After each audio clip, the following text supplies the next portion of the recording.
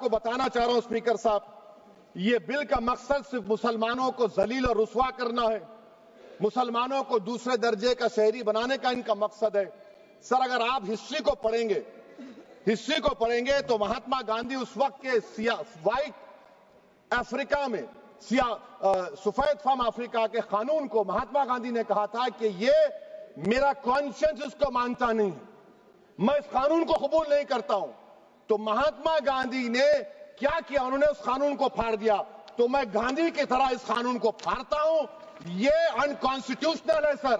इस देश में झगड़े पैदा करने का काम बीजेपी करना चाहती है मस्जिद और मंदिर के नाम पर, इसीलिए मैं इसका कंडेम करता हूं और मैं आपसे गुजारिश करता हूं कि मैंने अपने 10 अमेंडमेंट दी है, आप इसको कबूल करिए। सर, मुझे बोलने का मौका दीजिए। ये वक्फ तरमीमी बिल की मुखालिफत में खड़ा हुआ हूं।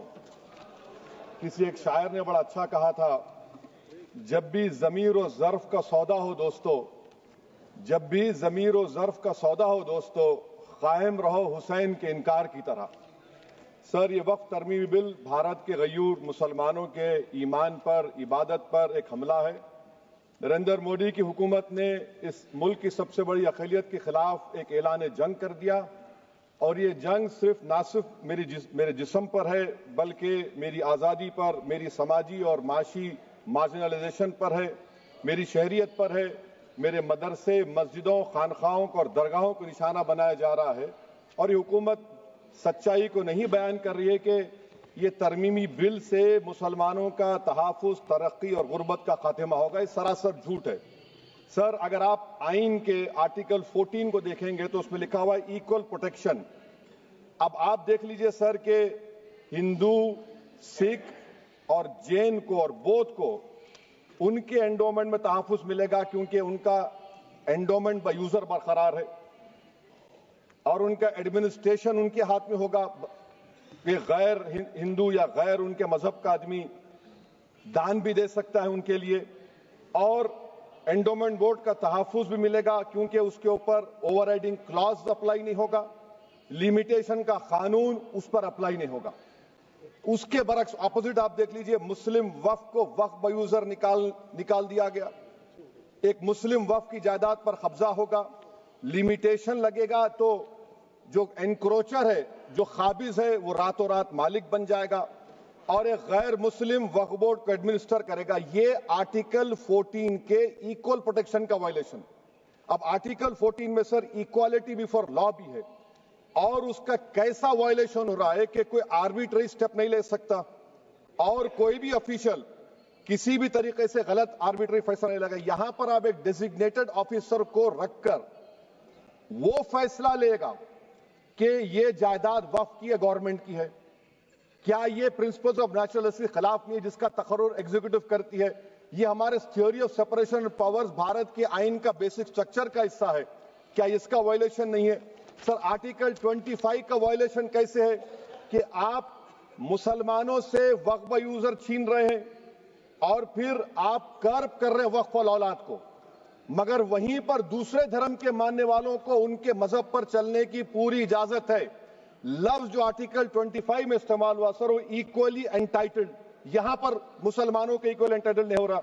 अभी हम गृह मंत्री का, वजीर दाखिला का यहां पर उनका हमने तकरीर सुनी, यहां पर वो ये कहते हैं वजीर दाखिला, शायद वो कटमुल्ला की जबान ना कह दें, वजीर दाखिला कहने पर वजीर दाखिला ने अपने बयान में कहा कि बोर्ड और काउंसिल जो होगा वो माने वक्फ इस्लाम से अलग है।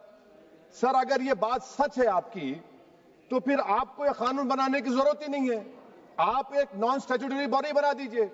ये जो कानून बन रहा है ना सर, ये आर्टिकल 26 इसका सोर्स है और आर्टिकल 26 जब इसका सोर्स है तो आर्टिकल 26 का ABCD क्या कहता है कि रिलीजियस डिनोमिनेशन को अपने मजहब के अफेयर्स खुद चलाना, मूवेबल इमूवेबल प्रॉपर्टी को लेना और एडमिनिस्टर करना। जब हिंदू धर्म को, बौद्ध धर्म को, सिखों को यह राइट दिया गया है तो आप कैसे मुसलमानों से छीन रहे हैं? तो ये आर्टिकल 26 का ग्रेव वायलेशन है। तो सर, अब वक्फ बाय यूजर का मामला देखिए, मिनिस्टर साहब ने कहा कि एंक्रोचमेंट हो रहा है, 17,000 एंक्रोचमेंट हुए हैं। तो यही नरेंद्र मोदी की हुकूमत ने 2014 में उस वक्त के मंत्री ने एक Waqf properties eviction of unauthorised occupants bill को इंट्रोड्यूस किया। आपने विड्रॉ कर लिया 2024 में उसको। क्यों विड्रॉ किया सर आपने? जब आप मान रहे थे कि एंक्रोचमेंट हो रहा है तो आपने बिल को विड्रॉ कर लिया।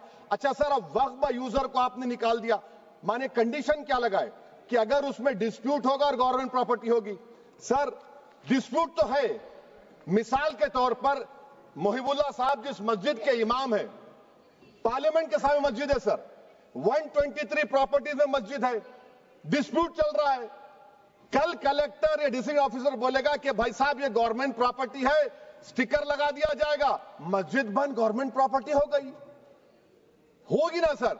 अब ये बताइए, आप जब से यहां पर पूरे बीजेपी रूलिंग पार्टी हमको ज्ञान दे रहे हैं कुछ नहीं होगा, कुछ नहीं होगा। मैं दलील के साथ बता रहा हूं आपको, ये मस्जिद दिल्ली गवर्नमेंट बोलती हमारी है, वक्फ दिल्ली वक्फ बोलता हमारी है। तो सर वक्फ बाय यूजर, अगर मैं अपनी गवर्नमेंट के खिलाफ वक्फ बोर्ड वक्फ बाय यूजर इस्तेमाल नहीं करेगा तो क्या है सर? अच्छा, ये अमेंडमेंट जब हो जाएगा तो मुझे कहने दीजिए सर, सिर्फ प्राचीन मंदिरों की इबादत होगी, मस्जिदों की नहीं होगी। अब सर आप आ जाइए, अगर डिस्प्यूट मेरा एंशिएंट मॉन्यूमेंट से वक्फ का, एक मिसाल दे रहा हूं, दिल्ली में 172 वक्फ प्रॉपर्टीज एएसआई कंट्रोल में है। मैं तो हार ही गया वो, क्योंकि मेरे पास डॉक्यूमेंट नहीं है। आप कह रहे हैं कि डॉक्यूमेंट चढ़ाओ। अगर मेरा गवर्नमेंट से डिस्प्यूट चल रहा है, मैं तो क्लेम ही नहीं कर सकता, क्योंकि आप जज बनेंगे, आप ही फैसला करेंगे, और जब तक आप फैसला नहीं करते वो वक्फ की प्रॉपर्टी नहीं होगी। वो प्रोविजन डाल दिया आपने। अच्छा, अगर मेरा डिस्प्यूट एनक्रोचर से होगा सर, तो एनक्रोचर में तो आपने तो 107 को डिलीट कर दिया। आप रातों रात खाबिज को, एनक्रोचर को मालिक बना रहे हैं। सर मैं ये पूछना चाहता हूं आपके जरिए हुकूमत से, एक मुंबई में एक बहुत बड़े दौलतमंद है, खोजा बरादरी का यतीम खाना था, उन्होंने 2004 या 5 में 22 करोड़ में खरीद लिया। वो केस सुप्रीम कोर्ट में कि आप उनको मालिक बनाना चाहती है लिमिटेशन एक्ट अप्लाई करके, हमको बताइए, हम जानना चाह रहे हैं। और सच्चर कमेटी ने सर 2007 में कहा कि दिल्ली के 123 प्रॉपर्टीज की मार्केट वैल्यू 6000 करोड़ की। आज हम 2025 में आ गए, क्यों आप उन प्रॉपर्टीज के खिलाफ पड़े हुए? 1976 में उस वक्त के वजीर आजम इंदिरा गांधी लेटर लिखा, इसको आप दे दीजिए, मगर आप उसको मानने को तैयार नहीं है। तो सर और एक जो झूठ फैलाया जा रहा है, management empowerment efficient development. Sir this bill takes any management from the hands of Muslims, disempowers the waqf in comparison to any other stakeholder, takes away the efficiency of administration and hampers development. Waqf disempowerment in the name of efficiency, inefficiency is being created. The progress of development from pre-independence till today is sought to be destroyed. Sir अभी हमारे home minister साहब ने फजल पुकाया case का जिक्र किया। Sir मैं आपसे गुजारिश करूंगा कि होम मिनिस्टर जरा अच्छे लोगों को रखकर इंफॉर्मेशन ले। फजल पुकाया का ऑबिटर क्या है? इट इज ऑबिटर, वो रेशियो डिसेंडेंटाई नहीं है जो आपने कहा है। अच्छा सर, शेड्यूल ट्राइब के बारे में कहा, क्या शेड्यूल ट्राइब में मुसलमान नहीं होते? शेड्यूल कास्ट में नहीं होता मुसलमान, शेड्यूल ट्राइब में मुसलमान होता। तो क्या आर्टिकल 25 मेरा चला गया, आर्टिकल 26 चला गया, आर्टिकल 14 चला गया, 15 चला गया, 29 चला गया? लक्षद्वीप का एक मुसलमान एमपी है, क्या उसको राइट नहीं है क्योंकि ट्राइबल है? क्या कह रहे हैं आप? इस ऐवान को क्यों गुमराह कर रहे हैं आप शेड्यूल ट्राइब के नाम पर?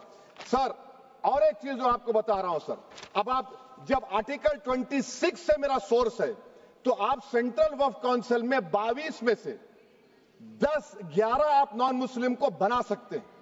रिलीजन न्यूट्रल आपने कह दिया, और आप बनाएंगे, क्यों बनाएंगे आप? स्टेट वक्फ बोर्ड में 7 नॉन मुस्लिम होंगे और 4 मुसलमान। क्यों होंगे?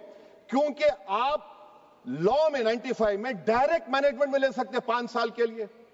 आप वक्फ बाय यूजर को आप कलेक्टर डिस्ट्रिक्ट ऑफिसर बोलेगा ये वक्फ की प्रॉपर्टी नहीं है, तो वो वक्फ बोर्ड खामोश बैठ जाएगा, कुछ एक्शन ही नहीं लगा, क्योंकि वो आपके प्यादे हैं।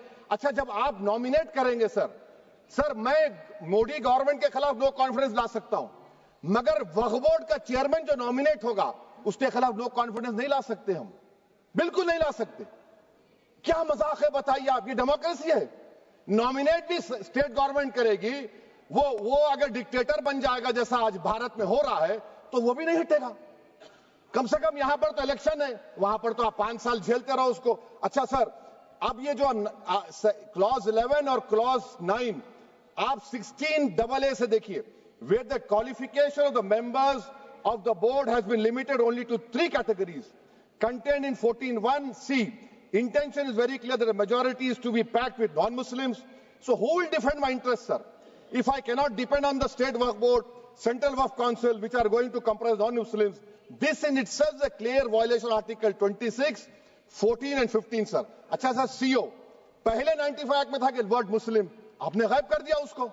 अरे आखिर क्यों इतनी नफरत है आपके लफ्ज मुसलमान से? अच्छा फिर क्या कह रहे हैं आप कि ये भी आर्टिकल 26 का वायलेशन है। सब जितने हिंदू धर्म के प्रॉपर्टीज हैं, सिख धर्म के हैं, बौद्ध के हैं और आपके जैन के, वहां पर उन्हीं के मजहब का ऑफिसर होगा। और कहां पर नहीं होगा? वक्फ बोर्ड में। Waqf board is a pure religious institution, इसको समझने की जरूरत है। तो आप ये कर दे रहे हैं सर। अच्छा सर, आप देखिए, अब आप आ जाइए ये ट्राइब्यूनल पर। मुझे समझ में नहीं आया सर कि हमारे होम मिनिस्टर वजीर दाखिला ने क्या कह दिया कि 2013 का जो कानून है वो नहीं बनता तो हम नहीं लेके आते। मैं बड़े अदब के साथ उनसे पूछना चाह रहा हूं कि क्या उस वक्त राजनाथ सिंह साहब, अडवाणी साहब, हमारी लेट सुषमा स्वराज, ये बड़े बड़े नेता यहां बैठे थे? आपने यूनानिमस उस कानून को पास करवा दिया। कीर्ति आजाद थे उस वक्त, अब यहां बैठे हैं वो टीएमसी में। तो क्या आप गलत थे या वो गलत थे? हमको बता दीजिए, आप बता दीजिए। क्योंकि अगर अडवाणी आपके लिए बहुत बड़ा नेता है, मेरे लिए नहीं हो सकते, आपके लिए आपने पद्मश्री दिया उनको। मोहतरमा सुषमा स्वराज की जबरदस्त तकारीर का मैं कायल हूं, वो बैठकर उस 2013 को यूनानिमस पास कर दिए। मुझे कंफ्यूजन है कि क्या अमित शाह, नरेंद्र मोदी बड़े हैं या अडवाणी बड़े? आपके लिए आप तय कर लीजिए। अच्छा सर, आपके tribunal sir, railway Clements tribunal, NGT tribunal, income tax, वैसे 14-15 ट्राइब्यूनल है। हिंदू एंडोमेंट का ट्राइब्यूनल, सबका अपील नहीं होती, रिव्यू होता है। गृह मंत्री सरकार कह रही है कि नहीं, रोक दिए, रोक लगा। कैसे रोक लगाते हैं? रिव्यू और अपील में तो फर्क होता है ना सर। आप ही कह रहे हैं कि पूरे कोर्ट्स में बैकलॉग है और आप अपील कर रहे हैं। अच्छा सर, रिटायर्ड डिस्ट्रिक्ट जज 95 में सिटिंग डिस्ट्रिक्ट जज था, जो एडमिनिस्ट्रेटिव कंट्रोल था सीजीआई साहब, उसको निकाल दिए। अच्छा सर, अब आप अभी हमारे मंत्री साहब ने कहा trust, sir Shri Sai Baba trust 2004, वो ये कहता है जो ऑफिसर उसमें काम करता उसको साई बाबा का डिवोटी होने चाहिए और उसको डिक्लेरेशन लिख के देना पड़ेगा। यहां पर हो रहा तो यहां पर क्यों नहीं हो रहा? अच्छा सर, आप फिर देख लीजिए, ये आपका हो गया सर। हाँ, अब अमित शाह साहब ने सेक्शन 2A के बारे में कहा और उन्हें इस बात का इकरार कर लिया कि दाऊदी बोहरा के लिए यह बनाया गया है। मगर मैं आपके जरिए से गवर्नमेंट से पूछना चाह रहा हूं, आपने तो उस प्रोवाइजो में दाऊदी बोहरा का नाम ही नहीं लिखा।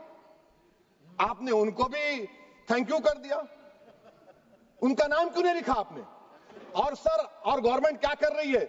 आप मुस्लिम समाज में जो बेकार किस्म के लोग हैं उनको एक रास्ता बना रहे हैं, एग्जिट दिखा रहे हैं कि तुम्हें वक्त से बचना है तो तुम्हें ट्रस्ट बना लो। ये क्या कर रहे हैं सर आप? कम से कम उन दाऊदी बोहरा को आप दे देते। अच्छा sir, clause 3V section 36 clause 18 देख लीजिए। Oral Waqf, oral appointment has sought to be discontinued even though it is recognized practice in Islam. Muslim personal law has recognized oral waqf and 1937 Shariat Application Act. Sir, आप clause 3(9) पर आ जाइए। 5 साल के लिए मुसलमान। मैं किरण रिजिजू से पूछना चाहता हूं, सर दाढ़ी रखे तो मुसलमान प्रैक्टिसिंग है या क्लीन शेव आपकी तरह है? तो बताइए हमको, प्रैक्टिसिंग क्या होगा? अच्छा, किसी को पकड़ के मॉब लिंच कर दिया और बोले कि JSR का नारा लगाया, और वो JSR का नारा लगाया तो क्या मुसलमान रहेगा? नहीं रहेगा। या फिर देश के प्रधानमंत्री ने कहा था कपड़े देखकर पहचानो, तो क्या कपड़े देखकर आप कह देंगे? अच्छा, अगर कोई क्रिश्चियन हिंदू धर्म कबूल करता है तो क्या वो मंदिर को नहीं दे सकता प्रॉपर्टी? फिर भारत के संविधान में आर्टिकल 300 क्यों है सर? राइट टू इक्वालिटी क्यों है? फ्रीडम ऑफ रिलीजन क्यों है? 5 साल कहां से लाएंगे? अच्छा सर, और एक चीज सर, और एक चीज मैं आपको बोल के खत्म कर दूंगा सर। इस बिल में वक्फ औलाद का सर, इसमें आप देखिए clause 432, The creation of Waqf al-Allah shall not result in denial of inherent rights to heirs, including women heirs or the Waqif or any other right of person. Sir, ये article 25 का violation है, शरीयत application act 37 का violation, article 300A का violation है। अच्छा, हिंदू धर्म में सेल्फ एक्वायर्ड प्रॉपर्टी को एक हिंदू, अब उसके फर्ज के 2 बच्चे हैं, वो एक को अपनी पूरी दौलत दे सकता है, कोई रोक टोक नहीं है। वो कहेगा नहीं मैं घर के बच्चों को नहीं दूंगा, मोहल्ले के गरीब को दे दूंगा, वो भी कोई रोक टोक नहीं है। वहां पर आपको बच्चों की फिक्र नहीं है। जब मैं अपनी प्रॉपर्टी को अल्लाह को मालिक बनाकर दे रहा हूं, आप कह रहे बच्चों की फिक्र नहीं है। इतनी मोहब्बत आप बिल्किस बानो से दिखा देते तो आपके लिए दुआएं देती आपके लिए। तो सर आप दूसरी बात आप देख लीजिए सर, आखिरी बात कहकर मैं अपनी बात को मुकम्मल कर रहा हूं सर। नहीं मुकम्मल कर रहा हूं, स्पीकर साहब बहुत टाइम दे दिए। सर आप देखिए, इसमें अमित शाह साहब बोले कि इतनी प्रॉपर्टीज का कब्जा हुआ, चोरी हुई, ये हुआ। सर क्लॉज 2652A सेक्शन, अगर कोई प्रॉपर्टी बेचता है 2 साल की सजा थी, आपने क्या कर दिया, उसको 6 महीने कर दिया। नॉन बेलेबल था, आपने बेलेबल कर दिया। सेक्शन 40 की बात करते हैं। सेक्शन 40 में सर हमको जो ज्वाइंट वर्किंग कमेटी के जो नोट्स दिए, उसमें मिनिस्ट्री ऑफ माइनॉरिटी अफेयर्स ने कहा कि 30 साल में 515 केसेस सेक्शन 40 के, और सिर्फ 8 लोग कोर्ट को गए। वक्फ यूजर का कानून तेलंगाना आंध्रा में है, सेक्शन 40 का कानून तमिलनाडु 63 है, आंध्र प्रदेश में 43 है। और सर आप डायरेक्शन दे रहे हैं। अच्छा, क्लॉज 4218B देखिए सर, आप रूल बना रहे हैं, कोऑपरेटिव फेडरलिज्म के खिलाफ है, इतना रूल बना रहे हैं। और आखिर में सर मैं आपको बताना चाह रहा हूं स्पीकर साहब, ये बिल का मकसद सिर्फ मुसलमानों को जलील और रुस्वा करना है, मुसलमानों को दूसरे दर्जे का शहरी बनाने का इनका मकसद है। सर अगर आप हिस्ट्री को पढ़ेंगे तो महात्मा गांधी उस वक्त के व्हाइट अफ्रीका में सफेद फार्म अफ्रीका के कानून को महात्मा गांधी ने कहा था कि ये मेरा कॉन्शियंस इसको मानता नहीं है, मैं इस कानून को कबूल नहीं करता हूं। तो महात्मा गांधी ने क्या किया, उन्होंने उस कानून को फाड़ दिया। तो मैं गांधी की तरह इस कानून को फाड़ता हूं। ये अनकॉन्स्टिट्यूशनल है सर। इस देश में झगड़े पैदा करने का काम बीजेपी करना चाहती है मस्जिद और मंदिर के नाम पर, इसीलिए मैं इसका कंडेम करता हूं। और मैं आपसे गुजारिश करता हूं कि मैंने अपने 10 अमेंडमेंट दी है, आप इसको कबूल करिए सर, मुझे बोलने का मौका दीजिए और उस पर डिवीजन का मैं डिमांड भी करूंगा। Thank you sir.